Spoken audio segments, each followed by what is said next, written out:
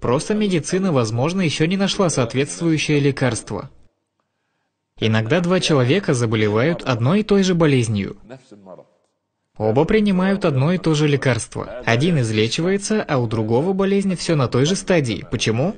Потому что Аллах вложил таинство в лекарство, которое сработало для первого, но не повлияло на второго. Этот исцелился, а этот нет. Субханаллах. Дальше. У тебя сын, скажем, немного непослушный. Представим, сын, в котором схожесть с сыном Нуха. Говоришь одно, делает другое. Говоришь направо, идет налево. Субханаллах. Не слушается тебя. Тогда спроси себя, а я слушался своих родителей? Слушайтесь своих родителей, и ваши дети будут слушаться вас. Кормлю ли я его халялем? Богобоязнен ли я в отношении него? Доволен ли Аллах моим отношением к этому ребенку и его матери? Либо все воспитание только в том, чтобы он учился в такой-то школе, таком-то университете, изучил такой-то иностранный язык? А где его нравственность? Где поведение? Где богослужение? Это необходимо. Дальше.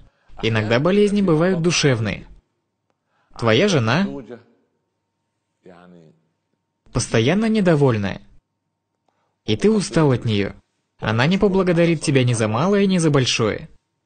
Будь внимателен, если вытерпишь ее плохой характер, Господь даст тебе подобное тому, что Он дал Аюбу за его терпение, и ты, дочь моя, супруга. Если твой муж, упаси Аллах, жадный, грубый, или, извиняюсь, недалекий по сравнению с тобой, более сообразительный, терпи его. Знаешь, чем тебе воздастся? В раю тебе построят дворец рядом с дворцом Асии, жены фараона. И еще кое-что. Есть люди, которых в рай приведут не их деяния. Аллах Субханаху ва Тааля испытывает их чем-нибудь. Либо утомительный муж, либо жена изнурительна, либо непослушный сын, либо непокорная дочь. Так увеличиваются их благодеяния. Благодеяния увеличиваются благодаря чему? Терпению. Я хочу сказать, что когда человек получает такую жену или такого мужа, или сына непослушного, или дочь такую, им надо очистить свое намерение ради Аллаха. Почему? Наш Господь сказал, «И мы сделали его жену способной на это».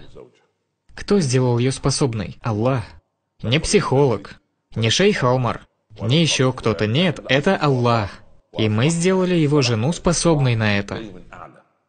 Да будет Аллах доволен Омаром Абдуль-Азизом. Однажды кто-то, прогуливаясь по Дамаску, увидел стадо баранов и сказал, обращаясь к пастуху, «О пастух, я вижу 30 собак при твоем стаде. Разве это разумно? И одной же хватит, а у тебя их 30. А он отвечает, «О такой-то, это не собаки, это волки». О Аллах! 30 волков! 30 волков, субханаллах! Пасут овец! Он продолжил, с тех пор, как Омар ибн Абдуль-Азиз стал правителем мусульман, волки пасут нам наших овец. Когда эта история дошла до Омара в Дамаске, он сказал, мы уладили то, что между нами и нашим Господом, и Аллах уладил между волками и овцами. Я хочу сказать вот что. Тот, кто смотрит меня сейчас, у него есть жена. Исправь то, что между тобой и Аллахом, и Аллах исправит то, что между тобой и твоей супругой. И ты, дочь моя, внимай словам, не будь упрямой. И, субханаллах, исправь то, что между тобой и Аллахом, и Аллах исправит то, что между тобой и твоим мужем. Ведь сердца во власти Аллаха. Он переворачивает их, как пожелает. О Аллах, поверни наши сердца к поклонению и послушанию Тебе, и отдали наши сердца от ослушания Тебя. Исправь отношения супругов между собой, отношения между пастухом и паствой, правителем и подчиненными, и исцели больных среди нас. Смилуйся над нашими усопшими. Окажи содействие нашим детям в том, что Ты любишь и чем Ты доволен. Не забывайте нас в своих праведных мольбах, и я вверяю вас Аллаху, доверенное которому не пропадет. Вассаляму алейкум ва рахматуллахи та'аля ва баракатух.